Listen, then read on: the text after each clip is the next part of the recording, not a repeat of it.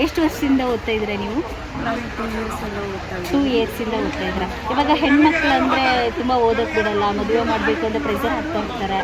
ತುಂಬ ಕಷ್ಟ ಆಗುತ್ತೆ ಹೆಣ್ಮಕ್ಳಿಗೆ ಓದೋಕ್ಕೆ. ವರ್ಷಾನುಗಟ್ಟಲೆ ಕೂತ್ಕೊಂಡು ಓದೋದು ಅಂದರೆ ಅಷ್ಟು ಈಸಿ ಅಲ್ಲ ಹೆಣ್ಮಕ್ಳಿಗೆ. ಏನು ಹೇಳಕ್ಕೆ ಬಯಸ್ತೀರಾ ಸರ್ಕಾರಕ್ಕೆ? ಈ ಸ್ಪರ್ಧಾತ್ಮಕ ಜಗತ್ತಿಗೆ ಬರಬೇಕಂದ್ರೆ ತುಂಬ ತಾಳ್ಮೆ ಇರಬೇಕು. ಫಸ್ಟ್ ತಾಳ್ಮೆ ಇಲ್ಲಾಂದರೆ ಏನೂ ಆಗಲ್ಲ. ಫ್ಯಾಮಿಲಿ ಕಡೆಯಿಂದನೂ ತುಂಬ ಪ್ರೆಷರ್ ಇರುತ್ತೆ, ಹೊರಗಡೆ ಕಡೆಯಿಂದನೂ ಪ್ರೆಷರ್ ಇರುತ್ತೆ. ಅದನ್ನೆಲ್ಲ ತಾಳ್ಕೋಬೇಕಾಗುತ್ತೆ. ಈ ಫೀಲ್ಡಿಗೆ ಬಂದಮೇಲೆ ತುಂಬ ಕಷ್ಟ ಇರುತ್ತೆ. ಅದರಲ್ಲಿ ಫಸ್ಟು ಬಾಯ್ಸಿಗೆ ಕಂಪ್ಯಾರಿಸನ್ ಮಾಡಿದರೆ ಹೆಣ್ಮಕ್ಳಿಗೆ ತುಂಬಾ ಕಷ್ಟ. ಏನೆಲ್ಲ ಪ್ರಾಬ್ಲಮ್ಸ್ ಬರುತ್ತೆ ಅದನ್ನು ಫೇಸ್ ಮಾಡಬೇಕಂದ್ರೆ ಸ್ವಲ್ಪ ಟೈಮ್ ತೊಗೊಳ್ತದೆ. ಹಾಗಾಗಿ ತಾಳ್ಮೆಯಲ್ಲಿ ಇರಬೇಕು. ಯಾವುದೇ ರೀತಿಯಲ್ಲಿ ಮನಸ್ತಾಪ ಮಾಡ್ಕೋಬಾರ್ದು ಈ ಫೀಲ್ಡಲ್ಲಿ. ತುಂಬ ಅಷ್ಟು ಈಸಿ ಅನಿಸುತ್ತಾ ಫ್ಯಾಮಿಲಿಯಲ್ಲಿ ನಾವು ಕನ್ವಿನ್ಸ್ ಮಾಡೋದು ಫ್ಯಾಮಿಲಿನ ಓದೋಕ್ಕೆ ಹೆಣ್ಮಕ್ಳು? ತುಂಬ ಕಷ್ಟ ಇದೆ, ಬಟ್ ನಾವು ಆ ವೇಯಲ್ಲಿ ಕರೆಕ್ಟಾಗಿ ಅವ್ರಿಗೆ ಹೇಳ್ಬೇಕಾಗುತ್ತೆ, ಅರ್ಥ ಮಾಡಿಸ್ಬೇಕು. ವಿಷಯದ ಬಗ್ಗೆ ಅವ್ರಿಗೆ ತಿಳಿಸಿ ಹೇಳಬೇಕು.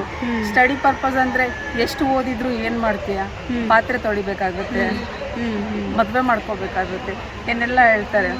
ಬಟ್ ಓದಬೇಕು ಅಂತ ಒಂದು ಕನಸಿಟ್ಕೊಂಡು ಬಂದಿರ್ತೀವಿ.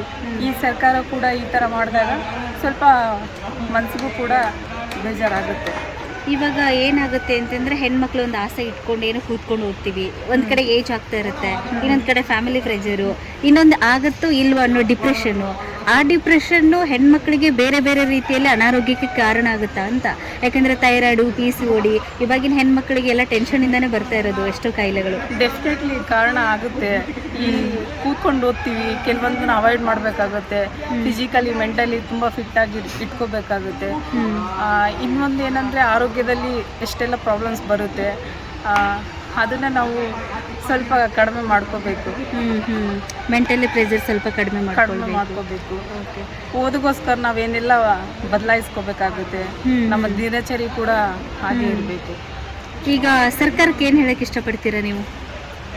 ಸರ್ಕಾರ ಕೆಲವೊಂದು ಸ್ಕೀಮ್ಗಳು ಮಾಡ್ತಾರೆ, ಅದು ಕೆಲವೊಂದು ಯೂಸ್ ಇರಲ್ಲ. ತುಂಬಾ ಹಣನ ಅದಕ್ಕೆ ಇನ್ವೆಸ್ಟ್ ಮಾಡ್ತಾರೆ. ಅದನ್ನ ಮಾಡೋ ಬದಲು ಎಜುಕೇಷನ್ಗಂತಾನೆ ಕೆಲವೊಂದು ಮಕ್ಕಳು ಎಷ್ಟೋ ಕಷ್ಟಪಡ್ತಿದ್ದಾರೆ. ಅದಕ್ಕೆಲ್ಲ ದುಡ್ಡನ್ನ ಸರಿಯಾದ ರೀತಿಯಲ್ಲಿ ಬಳಕೆ ಮಾಡ್ಕೋಬೋದು ಅಂತ.